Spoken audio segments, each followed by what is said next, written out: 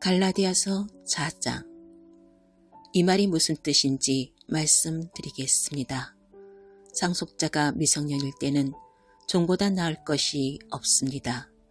그는 법적으로는 모든 유산의 주인이지만 아버지가 정해놓은 자유의 때까지는 가정교사나 유산관리인의 지배를 받아야 합니다. 우리도 마찬가지입니다.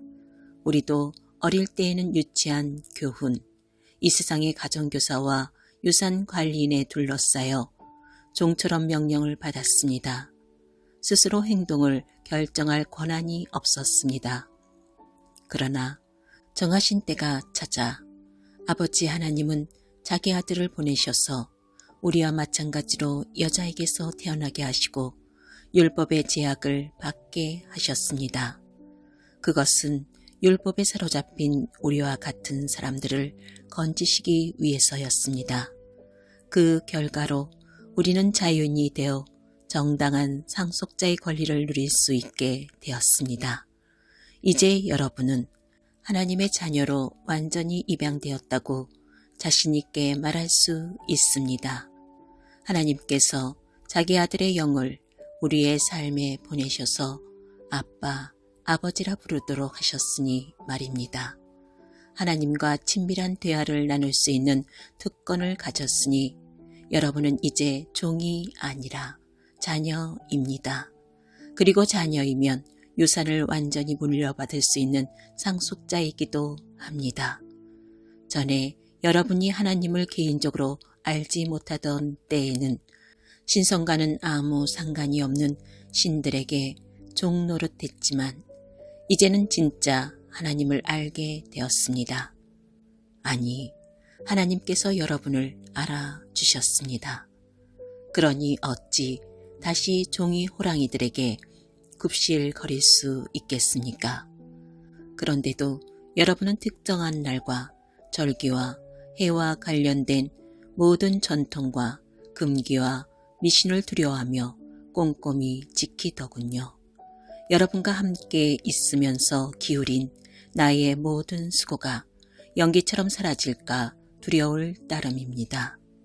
사랑하는 친구 여러분, 내가 여러분과 함께 있을 때 여러분의 입장에 서려고 노력했던 것처럼 여러분도 나의 입장에 서려고 노력해 주십시오. 그때 여러분은 참으로 다감하고 친절했습니다. 여러분은 개인적으로 나에게 함부로 하지 않았습니다. 여러분도 잘 알다시피 내가 여러분에게 메시지를 전하게 된 것은 내 육체가 병들었기 때문이었습니다. 육체가 병들어 여행을 계속할 수 없게 되었고 나는 여행을 멈추고 여러분과 함께 있지 않으면 안 되었습니다. 내가 여러분에게 메시지를 전하게 된 것은 바로 그 때문입니다. 아픈 손님을 맞이하는 것만큼 골치 아픈 일도 없을 것입니다. 그런데도 여러분은 하나님의 천사를 대하듯 나를 대했습니다. 여러분은 마치 예수께서 친히 여러분을 방문하기라도 한 것처럼 나를 대하면서 예수를 대하듯 했습니다. 그런데 여러분은 그런 사실을 까마득히 잊었습니까? 그 당시 여러분이 느꼈던 그 만족은 다 어떻게 된 것입니까? 그때 여러분 가운데는 할 수만 있다면 내게 자기 눈을 빼주려고 한 이들도 있었습니다. 그 정도로 나를 생각한 여러분이었습니다. 그런데 이제는 내가 여러분에게 진리를 말했다고 해서 갑자기 여러분의 원수가 되었다는 말입니까? 도무지 믿기지 않습니다.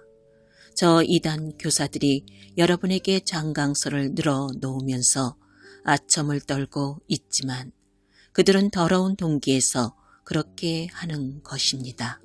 그들은 하나님께서 은혜로이 열어놓으신 자유의 세계를 보지 못하도록 여러분의 눈을 가려서 자신들을 중요 인물로 돋보이게 하고 여러분으로 하여금 자신들에게서 승인과 지도를 구하게 하려는 것입니다.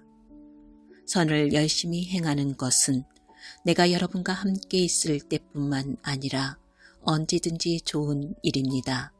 내가 여러분과 함께 있을 때에는 나라는 사람과 내가 전한 메시지에 관심을 기울이더니 이제는 내가 여러분을 떠났다고 관심을 기울이지 않는 것인가요? 여러분은 내가 얼마나 절절한 심정인지 아십니까?